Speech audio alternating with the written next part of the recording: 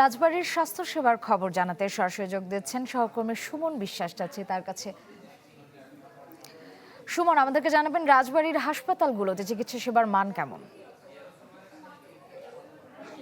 শ্রেয়া, এক কথায় যদি বলি, রাজবাড়ীর যে স্বাস্থ্য সেবার খুবই বেহাল অবস্থা। আমি এই মুহূর্তে রয়েছি রাজবাড়ী সদর হাসপাতালে।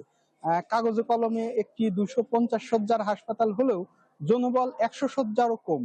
যদি বলি এখানে যে 100 শয্যার হাসপাতালের যে চিকিৎসক থাকার কথা 66 জন, সেখানে কিন্তু 44 জন চিকিৎসকের পদই শূন্য এবং 10 জন সিনিয়র কনসালটেন্টের যে পদ রয়েছে সে 10টি পদই শূন্য, একজন চিকিৎসকও নেই। ফলে এই হাসপাতাল নিয়ে যারা চিকিৎসা সেবা নিতে আসে তাদের কিন্তু অভিযোগের শেষ নেই এবং অনেকে এটিকে নানাভাবে ভোগান্তি নিয়ে নানা কথাও বলে থাকেন। আমরা একজনের চিকিৎসা সেবা এখান থেকে কিভাবে পেয়েছেন একটু তার অভিজ্ঞতা শুনবো। একটু যদি বলতেন এই হাসপাতাল নিয়ে আপনার কি অভিজ্ঞতা।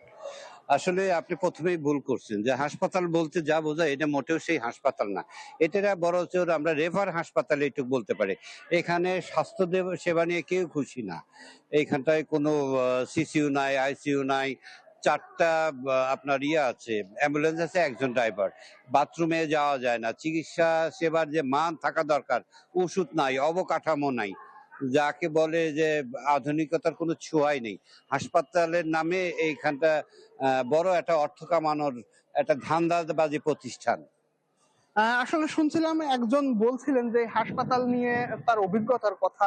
তবে শুধু এই সদর হাসপাতালে না, বাকি যে 4টি উপজেলা স্বাস্থ্য কমপ্লেক্স রয়েছে সেই 4টি উপজেলা স্বাস্থ্য কমপ্লেক্সেরও একই অবস্থা এবং সেখানে যে চিকিৎসক থাকার কথা, যে জনবল থাকার কথা, 50 শয্যার হাসপাতালগুলোতে সেই পরিমাণ নেই। ফলে রাজবাড়ীতে স্বাস্থ্যসেবা বলতে যেটি বোঝায় মানুষের যে কাঙ্ক্ষিত স্বাস্থ্য সেবা পাওয়ার কথা, সেটির জন্য তাদেরকে অন্য জেলায় ফরিদপুর মেডিকেল কলেজের উপর। ধন্যবাদ সুমন, বুঝতে পেরেছি।